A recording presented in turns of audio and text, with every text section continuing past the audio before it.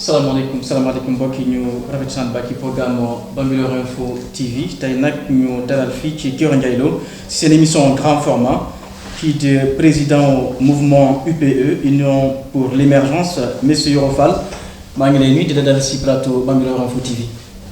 aleykum salaam ñu ngi leen di fay ci nuyoo bi di rafetlu déplacement bi ngeen déplacé wu pour seet si ma fii ci commune bu Bambilor rawatina fii ci Kër Ndiaye Lo gi ma dëkk.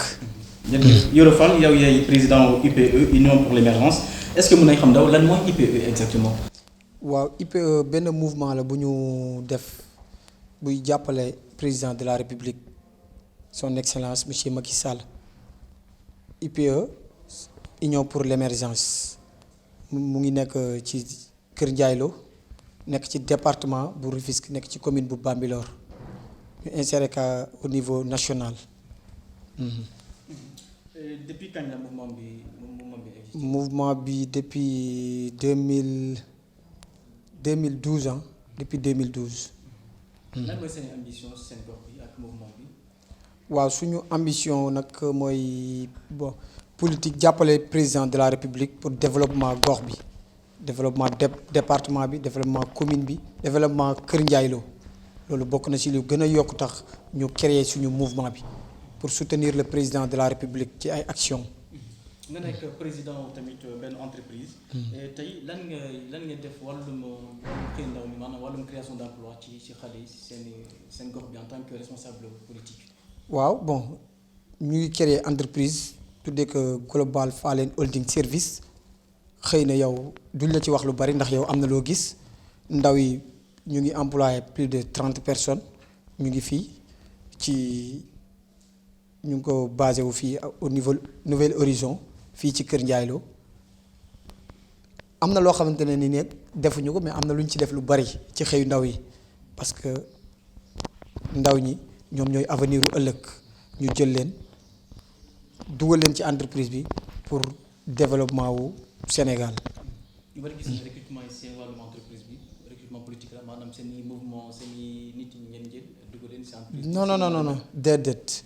entreprise bi ku nekk ak sa niveau amul parti amul politique képp koo xamante ne ni gis nañ la nga am talent ci entreprise bi rek dañ lay recruter am na ñoo xam ne politique ñu te ñu ngi ci entreprise bi di liggéey kon donc du politique bi moo tax ñu jël leen. tey lan mooy sa gis-gis wàllum gestion seen gox bi Kër Ndiaye Lo.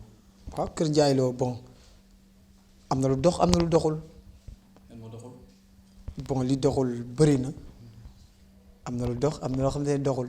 bon bëri nañ loo xamante ne ni askan bi mu ngi koy jooy parce que boo xoolee tey wàllum infrastructure bon liñ ci am bëriwul boo xoolee soxla nañ police soxla nañ gendarmerie soxla nañ ay écoles yu baax am na ci école boo xamante ne ni boo fa demee ay sàkket la ba léegi fii nga xamante ne ni mooy ci Kër Ndiaye Lo mooy 3e école bi fi nekk loolu soxla nañ ko foyer des jeunes bi. ni mu mel defar nañ ko xëy na mais amaana bëgg nañ que mu gën a yokk parce que liñ fa gis non ñun jeunesse bi du loolu lañ bëgg mu mel ko waaw terrain football bi dañu soxla suñu terrain stade ñu defal ñu ko stade municipal parce que amuñu fu ñu footballee bu ñu soxlaa dañuy dem ba Rufisque te ñun fii nii commune Bambilor au niveau du Kër Ndiaye Lo teg war nañu dépasser di dem ay Tëngéej pour rang foofu pour football nawetaan te pour ñu football dañuy xajal. di ñu torturer di ñu def lu nekk pour ñu fubal ñu xajal ñu foofu ci stade bi yooyu yëpp soxla nañ ko te loolu lépp amu fii kon donc il est temps loolu noonu mu am Kër Ndiaye Lo. responsabilité bi nag kan la maire la wala yéen la responsable locaux yi wala kan lay exactement. bon ku nekk am na ci responsabilité parce que maire xaw ma ba xam gis nañ ñu defar foyer bi mairie bi am na ci responsabilité même ñi nga xamante ne ni ay responsable la nekk ci nit ci fii am nañ ci ay responsabilité. waaw maire lañ jox nag gestion seen gox bi. waaw bon war a voter budget bi parce que ñoom am nañu benn budget bi nga xam ni at bu nekk dañ koy voter mairie. waaw mais ñun de man de gisuma lépp leen loo xamante ne ni def nañ ko foofu man moom gisuma ko li ma gis daal li ma fa bàyyi woon depuis lors laa fay gis ba léegi nii te defe naa man rek dëkkuma Kër Ndiaye Lo am na ñoo xam ne dëkk nañ fa te gis-gis bi ma am moobu lañ am. keroog maa ngi def émission ak seen naataango Pël Guèye. kii la doon wax émission bi. comme ànd nga ci. dëgg la amul na. li mu doon wax ah bon xëy na moom tamit ak gis-gisam man tamit sama gis-gis ñun ñaar bokkuñu gis-gis waaw mais daal en tout cas man li ma gis mooy moo bon dara doxul quoi. lan lañ war a def justement pour gox bi dox ci seen gis. gox bi dox li ñu war a def mooy yokk xëyu ndaw ñi ba pare jël budget bi defaraat gox yi parce que tey boo xoolee priorité bi dañu war a ut ay li ma la wax léegi dañu war a ut ay gendarmerie police sapeur pompier amu fi amuñu terrain football bu jeunes yi footballé même foyer boo xamante ne nii jeunes yi sax mën nañ fa def ay réunion boo fa duggoon tey jii.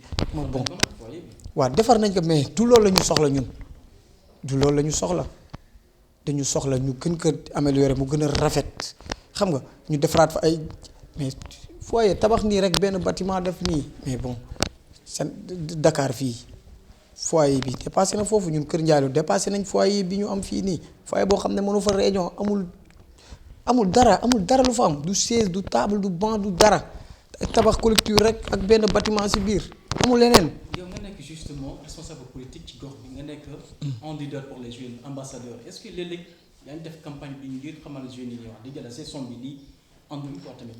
bon mais yow boo ma gisee rek xam ne man maa ngi ànd ak jeunes yi loolu du loo ma war a laaj yow loo gisal sa bopp la parce que man toujours maa ngi ak jeunes yi man dimanche sax bu jotee damay futteeku sol maillot dem terrain di football ak jeunes yi bu politique jotee ma dem ci politique bi lépp loo xamante ne lu ma la wax rek jafe-jafe askan wi la loo xamante ni dama ko waxtaan ak jeunes yi xeex ak jeunes yi jooy ko moo tax ma wax la ko te du ma la wax mukk loo xamante ne du dëgg te boo wàccee sur le terrain di nga xam bu la neexee nga def micro territoire dugg biir Kër Ndiaye Lo ba xam man nekk naa ak jeunes yi wala nekkuma ak jeunes yi wala ci au niveau départemental.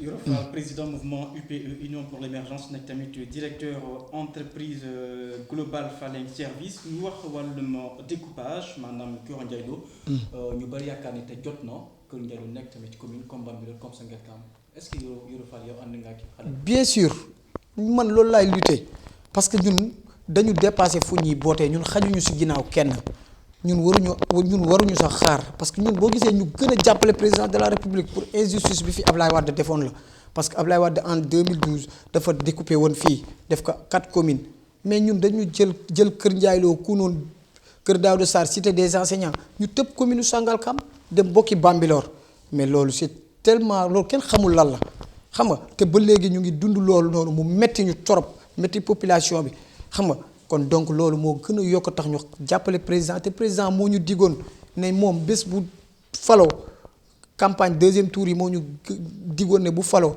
injustice bi nga xamante ne ni moom lañ fi defoon moom dina ko defaraat kon donc ñu ngi koy xaar ci loolu nii ba jusqu'à présent ñun dañu bëgg Kër Ndiaye Lo am commune bugguñu retachement bugguñu dara li ñu bëgg mooy Kër Ndiaye Lo ñu defaral ñu ko en commune. mu mel ni Sangalkam ak Bambilor parce que ñun loolu la ñu bëgg te loolu la ñuy xaar ci président de la république.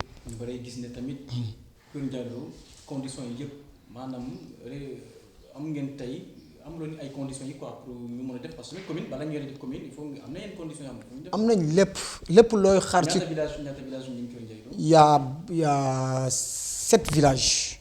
7 villages est-ce que loolu c'est pas suffisant est-ce que c'est pas insuffisant. non si parce que Bambilor Sangalkam c'est 3 villages mu nekk commune Njaxeraat Noflaay Sangalkam ñun ñu ngi cité benn Kër Ndiaye Lo rek moo mën ñetti villages yooyu yëpp moo leen ëpp population te ñun Kounoune ñëw na Kër Daouda Sarr cité enseignant cité Mbaba Guissé ak cité yu bees yi nga xamante ne nii ci Nouvel Horizon bi tey jii fii yëpp ci Kër Ndiaye Lo la bokk te moo ëpp fuuf 3 villages yi ma lay wax ni kon donc ñun waratuñu ba mais injustice bi njëkk mooy ñun dañuy tëb commune Sangalkam dem bokki Bambilor mais loolu xam nga loolu tey foo dem ci àdduna amatu fa kon donc ñun loolu la ñuy xaar ci président rattrapel ñu li nga xamante ne nii moom moo am fii.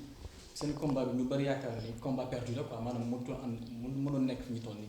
si bien sûr non bien sûr parce que ñun ñu ngi xaar loolu ba suba.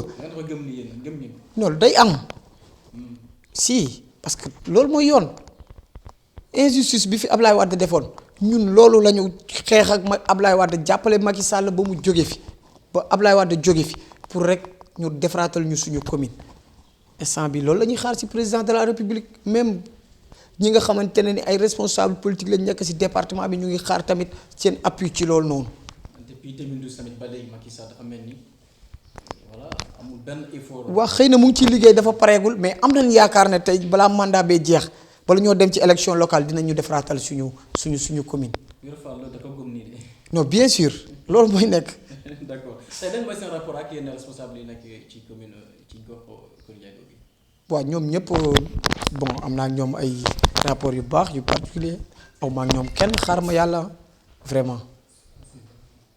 waxuñu APR tey. te ban taxawaay yi la am fii ci Kër Ndiaye bu APR parti bi ngeen bokk. APR waaw ci parti. moo am ay problème léeg-léeg moo am ay xeex si biir. moo bon man nag gisuma fi xeex gisuma fi loolu yëpp vraiment li ma gis daal mooy ñu ngi ànd ñu ngi jàppale le président de la république fii ci au niveau du département bi au niveau de Kër Ndiaye Lo. kan mooy seen patron fii. fii nii patron bi benn patron lañu am muy ministre Omar Gueye mooy président moom moo jiite département bi. waaw léegi Kër Ndiaye Lo lay wax exactement. Kër Ndiaye Lo. Kër Gueye la wala yow la wala Sow bi lu mu tudd kii Sow. non Pape Sow. non man mouvement laa yor di soutenir le président de la république président nee na ku bëgg ànd ak moom na nga topp ci le coordinateur muy monsieur Omar Gueye kon bon ñun ñu ngi topp ci ginnaaw Omar Gueye ak suñu kilifa bi nga xamante ne ni moom moo nekk Kër Ndiaye Lo muy le deuxième adjoint au maire muy El Hadj Samb moom tamit suñu kilifa la ñu koy nuyu à passage parce que moom tamit vraiment suñu kilifa la. lan mooy seen relation ak maire Bambilor Ndiandiop député Ndiandiop. waaw bon am nañu ay relation yu baax am nañu ay relation yu baax amuñu benn problème. Pas de problème. non c'est sûr. c'est bien vérifier loolu. d'accord. Global Fallène Service. rapidement parce que bu ñu def publicité voilà rapidement lan nga Global. waaw Global Fallène Service benn entreprise la bu nekk fii ci département bi ñu ci ànd ak ay ndaw di ci liggéey ci xam nga ndaw moom ku ko wax liggéey bon liggéey rek moo ñu ñor quoi liggéey rek la ñuy def. comme bëggoo publicité. ñu wax wàllum coronavirus actualité bi. waaw moo xew fan yi depuis quelque temps 47 cas dañuy recensé fi ñu toll nii ba tey nii. ñu wax ak yéen ñi lan mooy sa xalaat tey ci feebar bi bees bi.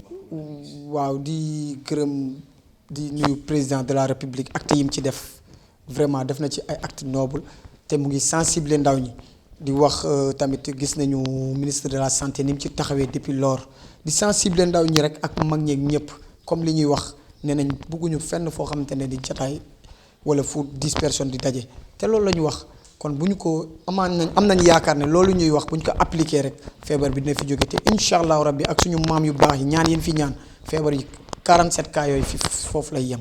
démb loolu am ci jàkka yi yu bari ñoom jot nañ démb. waaw bon xëy na des fois Sénégal moom yaa ma gën a xam li fi nekk mais bu ñu respecté normes yi nga xamante ne loolu la ñu appliqué rek incha allah feebar bi dina fi jóge rapidement bon bu ñu ko respecté wul nag mooy waral des fois ngay gis lii wala laa parce que tey jii boo xoolee pays yi ñu gën a ëpp doole ëpp ñu koom-koom xam nga vraiment li ñu loi yi ñu fa appliqué yëpp ñoom ñu ngi koy respecté ba tax na tey feebar bi mu ngi daw foofu kon ñun fii bu ñu respecté li nga xamante ne nii décision la yu gars yi ñu jël rek ñoom bu ñu ko respecté rek incha allah amaana am nañ yaakaar ne feebar bi dina fi jóge incha allahu rabbi. Yoro Fall responsable politique directeur société lan mooy taxawaayam ci crise bii ni sanitaire bi ñu nekk nii ci Kër Ndiaye Lo est-ce que def nga benn acte jëmale wàllu askan bi. bien sûr parce que jënd nañ ay omo jënd nañ ay lave-mains lépp li nga xamante ne ni war na rek jënd nañ ko yóbbu ko ci kër yi sensible ndaw ñi sensible jeunes yi sensible ñëpp ñi nga xamante ne ni pour ñu moytu feebar yi. loolu semaine passée. d'accord Yoro Fall émission bi jeex na sa kàddu mujj. waaw sama kàddu gu mujj mooy di ñaanal Sénégal jàmm yàgg fi di ñaanal président de la République yéene bi mu am ci Sénégal yàlla àggale ko ci jàmm ak salaam di leen ñaanal yéen tamit di ñaanal suñu coordinateur monsieur le ministre Omar Gueye yàlla yàggal taxawaayam fii ci département bi di ñaanal suñu autorités locales yi tamit di ñaanal sama xale yi ma àndal ndaw ñeeg ñëpp di ñaan yàlla daal jàmm yàgg Sénégal di wax waa Kër Ndiaye Lo ñu ngi ñaan yàlla nañu yàlla balaa ñoo dem élection locale ñu defal ñu suñu commune bopp loolu la ñuy souhaité te loolu mooy suñu combat te incha allahu rabbi depuis lors ñu ngi si te duñ ci mas a teggi suñu tànk di wax ne loolu mooy dernier mot bi. Yoro Fall jërëjëf ñu lay gërëm di la sant Yoro Fall directeur de société responsable politique APR fii ci gox bi ñuy wax Kër Ndiaye Lo grand format tey C'est justement là les derniers justement de cette émission de grand format cette semaine. On se retrouve dimanche prochain justement, bien la semaine prochaine plutôt avec un autre invité dans un autre numéro. D'ici là, excellent sur le programme. Excellente journée également et avec notamment l'épidémie coronavirus, que Allah nous protège et nous épargne également de cette épidémie avec notamment l'application de toutes les mesures édictées par les experts ou bien les spécialistes de la santé. On se retrouve la semaine prochaine dans notre avec un autre invité d'ici là, excellente semaine. Merci à mes caméramans, merci à Mor, merci à Ali, merci également au grand Alpha et à Diego. Excellent sur le programme, au revoir. Merci.